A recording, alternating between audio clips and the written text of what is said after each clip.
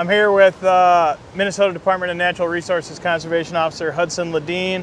We are next to the great windy Lake Superior. Extremely windy today. Yeah, I'd say so.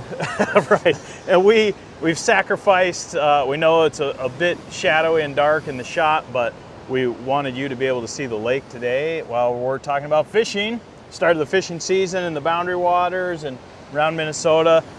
We got out on the fishing opener. I think you and I had touched base right before I went in. Yep. And we paddled down into some lakes south of the Gunflint Trail a ways. Got some lake trout down in there. Excellent. Beautiful lake trout too. Yeah. In like 5, 6, 7 feet of water. All right, yeah. Seemed to be that area where we're getting them. Rapalas and Castmaster spoons. Sure, classics, yeah. Yeah, were the color chartreuse on the spoon and silver. So very shallow. Like maybe they were a little bit deeper, but we had enough that we were releasing fish. So it was like, you know, we had enough for a great frickin' meal out there. Nice. Yeah, lake trout burritos with some slaw that we took. Oh, yeah. in. Dude, it was Sounds like, great. Yeah, it was. So that was good. But then it was so hot over the opener coming out of there where there's some current we were fishing in. Though, even though maybe the spawn was on for walleye, maybe it was, you know, we were too early or late, I don't know. But they sure as heck weren't biting below the rapids anywhere. And we tried a half dozen different spots. Yeah, no, I believe it. I mean, what we were seeing on our end was walleyes that were spawned out, walleyes that were pre-spawned, and walleyes that were spawning. Yeah. Just because the water temps were all over the place. Yep. You know, there were still some of our bigger lakes were locked with ice. You know, your favorite lake was completely iced over. No, on Saturday. I wonder if it was. Yep. Thank you for not mentioning it. Yeah, yeah. But yes, I wondered if that would be the case. Yep. Well, I had heard that Bearskin, East Bearskin, had some ice down toward like Alder. Poplar was locked up Friday beforehand. Yep. Greenwood Lake, of course, was locked up Yeah. on opener. But yeah, there was ice all over the place. Yep. So the water temps were varying, you know. Yeah. We talked to some anglers that were fishing in Brule, and they were breaking ice going in. I believe, you know, we initially had a permit for Brule and we canceled it for the opener for that very reason. Yeah. What about success? Were people finding fish or? It was pretty slow. Yeah. Some of the guys that were out there fishing the same spots they've been fishing for 40 years were able to put together, you know, decent bags, but a lot of complaints, and it was just cold water. It was all followed by cold water. Primarily the folks that we were checking were fishing for those walleyes. Yeah. A lot of northerns were kept on the smaller lakes. Some bass were showing up, which I thought was interesting. Yeah, we got a bass fishing for Lakers. But yeah, otherwise it was pretty slow. Opener in general was slow for the area. I think it was just with the late spring we had, people decided to go elsewhere. Well, and it was freaking hot. Yeah. I mean, on opener, it was windy, like 25, 30 mile an hour south wind. And then Sunday into Monday, like, so that's the 10th, 11th, 12th of May. I mean, very hot. Yeah. Mid 80s, that's when the fires kicked up south of us. And to think it was snowing on Sunday.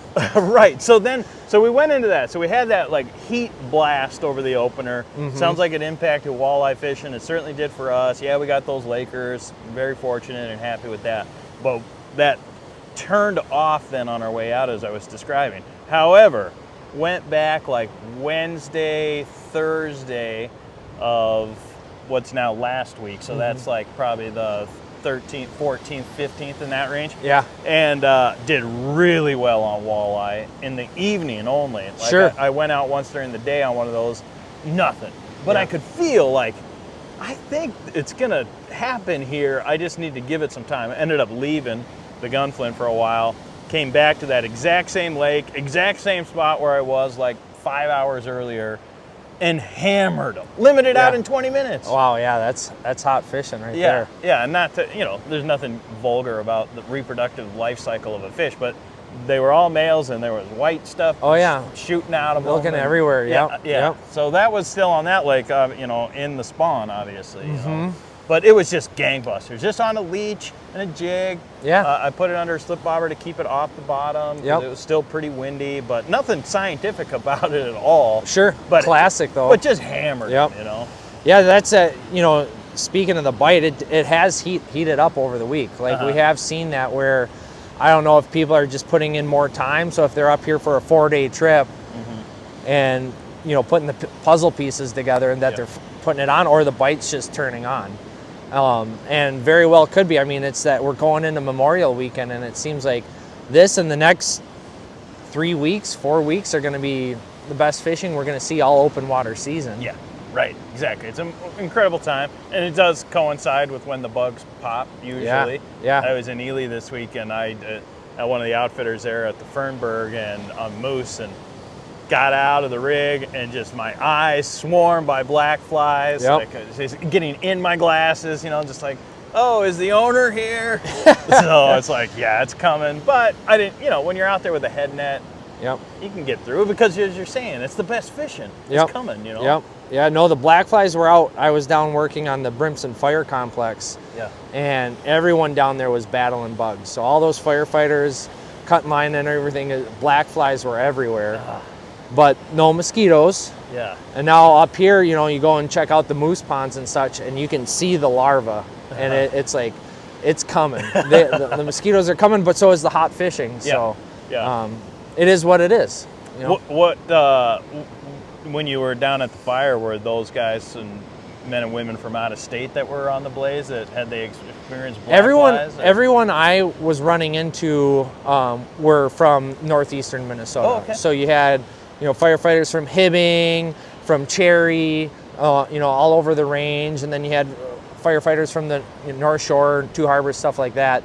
Those were just the folks that I ran into. It doesn't mean that there wasn't other groups from other parts of the country there, but you know, people are grabbing their bug spray and sunscreen and getting after it, and you know, kudos to all the hard work they put in down there. Yeah, it's been remarkable. I mean, just to see the response, and even the community response. I know NPR and Dan Crocker had a piece with some volunteers bringing food and water. And people really rallying together in all kinds of different ways. It really brings, you know, the best out of a community. It's a tragedy, but you know, when folks can come together and solve a problem, it's pretty cool to watch. Yeah, right. And we have not had to see that on a scale of this magnitude in the gunflint side of things since Ham Lake, basically. You know, so knock on wood for that. Yeah, we're due. So that's something to talk about going into Memorial Weekend. You know, we've had some rain and colder weathers. We're dealing with this cold front right now, but we're still going to be very dry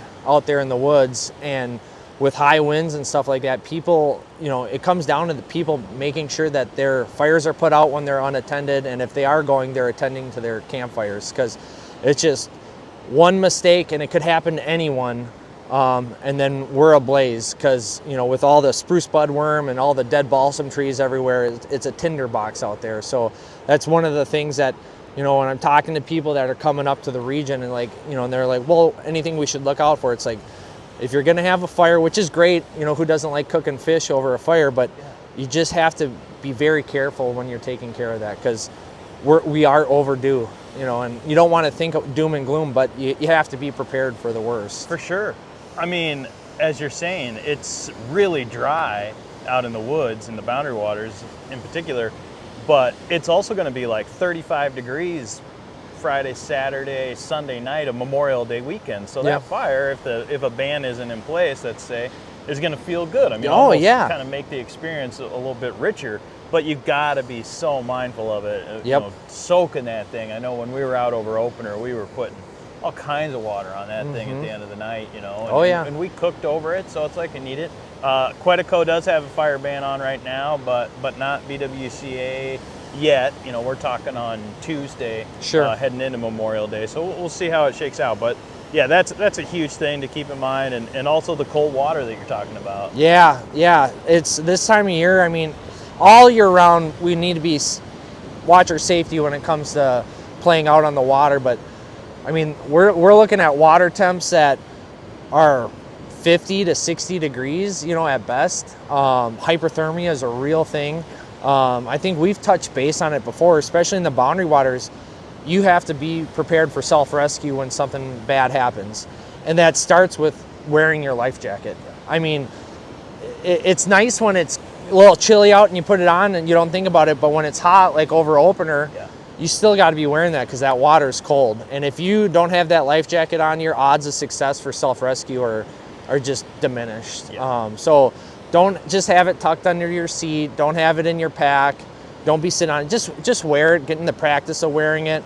You get used to it. You don't even notice it's there. And that's step one. You know, and it's the biggest step. So I everyone I talk to, it's just put on your life jacket, you know, and you just don't even need to worry as much at that point, you know. Yep.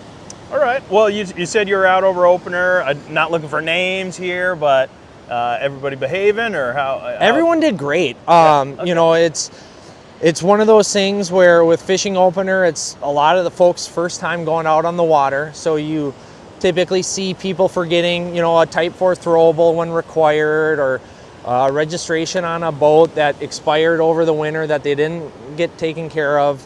You know, and then you come across, you know, mechanical issues, stuff like that, where, you know, a boat might be broken down or something. But it was overall, compliance was phenomenal. I think a few violations we came across were very minor and just accidents, nothing really intentional.